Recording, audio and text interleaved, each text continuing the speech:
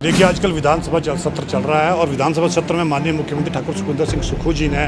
जो एक प्रस्ताव सदन के अंदर लाया था कि इस प्रदेश को राष्ट्रीय आपदा घोषित किया जाए, और उसको लेकर भाजपा ने चुप्पी साधी। क्या कारण था कि क्यों चुप्पी साधी? कि इनका जो दोहरा चेहरा है वो प्रदेश की जनता के सामने आ गया कि कथनी और करनी में क्या फ़र्क है। देखिए, आजकल विधानसभा सत्र चल रहा है और विधानसभा सत्र में माननीय मुख्यमंत्री ठाकुर सुखविंदर सिंह सुक्खू जी ने जो एक प्रस्ताव सदन के अंदर लाया था कि इस प्रदेश को राष्ट्रीय आपदा घोषित किया जाए, और उसको लेकर भाजपा ने चुप्पी साधी। क्या कारण था कि क्यों चुप्पी साधी? लेकिन बावजूद उसके चुप्पी साधने के भी यहाँ की जो हमारे विधायक थे कांग्रेस के, और सरकार ने जो प्रस्ताव पास करके जो केंद्र को दे दिया। अल्टीमेटली कहीं ना कहीं इनका हिडन एजेंडा था कि कहीं ना कहीं ये राजनीति करना चाहते थे यहाँ पर जो आपदा से पीड़ित लोगों हैं। इतना ही नहीं, हमारे माननीय जो विधायक कुल्लू के सुंदर सिंह ठाकुर जी ने परसों जब आंकड़ा दिया कि जब इस तरह की त्रासदी जब उत्तराखंड में आई थी तो तकरीबन 9,000 करोड़ का जो वहाँ पे नुकसान हुआ था, और उस तत्काल सरकार जो उस वक्त यूपीए 2 की सरकार थी, उन्होंने तकरीबन 41,000 करोड़ जो है इमीडिएटली रिलीफ दिया था, और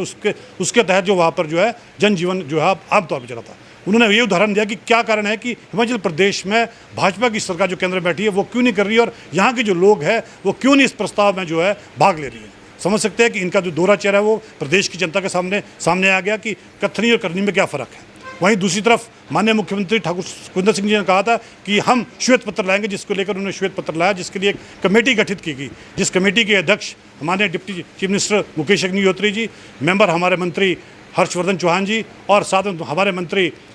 अनिरुद्ध सिंह जी ने जो है एक रिपोर्ट लाई है। और रिपोर्ट बहुत चौंकाने वाली है कि उस रिपोर्ट में, श्वेत पत्र में अब सामने आ रहा है कि तकरीबन 1 साल के वर्ष में कार्यकाल में तकरीबन 16,261 करोड़ जो भाजपा ने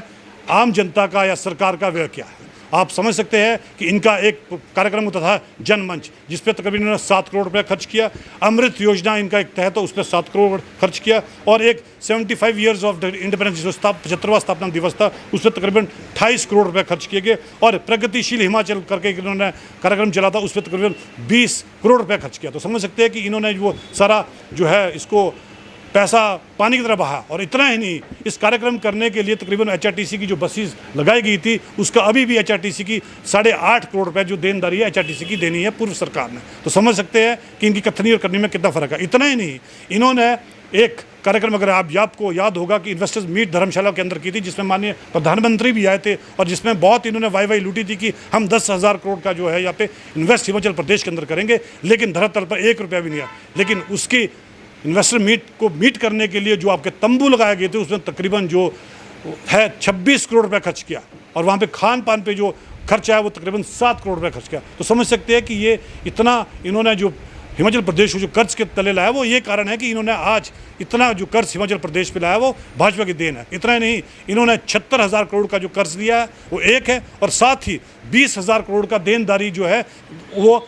अभी की प्रेजेंट सरकार पर छोड़ गया, जिसमें 20,000 करोड़ में इन्होंने वादा किया था चुनावी वर्ष में कि हम यहाँ के जो कर्मचारी हैं उनको डीए किस्त देंगे, महंगाई भत्ता देंगे, तकरीबन 10,500 करोड़ रुपये उसका था, लेकिन नहीं दी। तो आप समझ सकते हैं कि 76 + 20 96,000 करोड़ के कर्ज पे अभी हिमाचल डूबा हुआ है, और यहाँ समझ सकते हैं कि हर एक व्यक्ति पैदा होने वाला 1 लाख से ऊपर जो है कर्जदार है।